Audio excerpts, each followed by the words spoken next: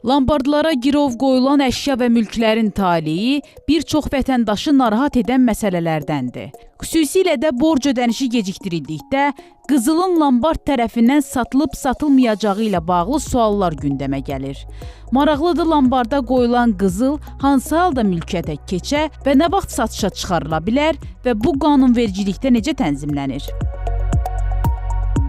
İqtisadçı Kamran Hacıyev deyir ki, 2019-cu ildə lombardlarla bağlı bir qanun layihəsi qaldırılmışdı. Lakin bu tam olaraq qəbul edilməmişdi.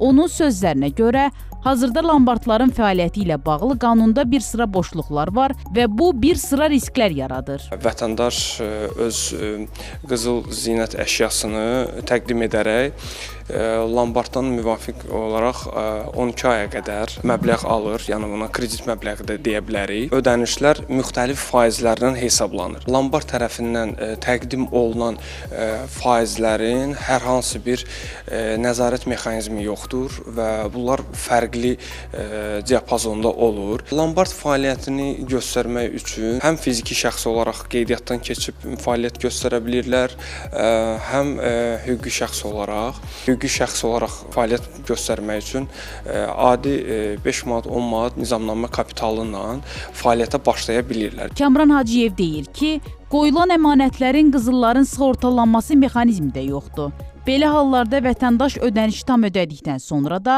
girovunu lombarddan geri ala bilmir. Hər hansı bir ödəniş sona qədər edilmədikdə, tutaq ki, vətəndaş qızılını təhvil verib, onun əsasında girov olaraq məbləğini götürüb, lakin ödənişi eləyə bilməyib, lombardda olunan qızıllar əslində hərraca çıxarılmalıdır.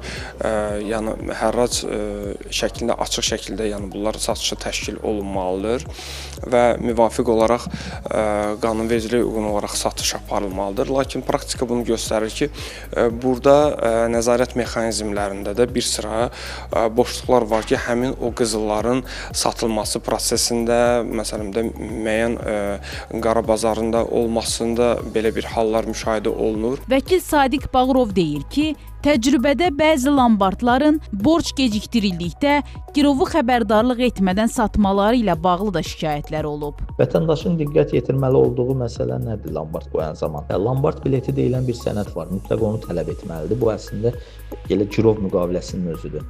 Orada bütün şərtlər əks olunmalıdır. Şəxsin qoyduğu əşyalar xüsusilə identifikasiya olunmalıdır. Hətta yaxşı olar ki, lombard biletinə həmin əşyaların şəkilləri tikilsin ki, sonradan lombard saxlayan həmin əşyaların daha ucuzlu əşyalarla əvəzləşdirə bilməsin. Vəkil vurğulayır ki, bəzən şəxsin əşyası satılır, həmin satışdan əldə olunmuş vəsait onun kreditini ödəməyə kifayət etmir. Bu halda lombard təşkilatları vətəndaşdan yerdə qalan borcu ödəməyi tələb edirlər. Lakin bu qanuni deyil. Lombard təşkilatları girovu götürdükdə əşyanı elə bir məbləğə qiymətləndirməlidir ki, gələcəkdə onun satışından əldə edilmiş vəsait borcu tam şəkildə qarşılasın. Əks halda risk lombard təşkilatlarının üzərinə düşür. İlham Əkəliyeva, Davud İbrahimov, Xəbər Ertəsi.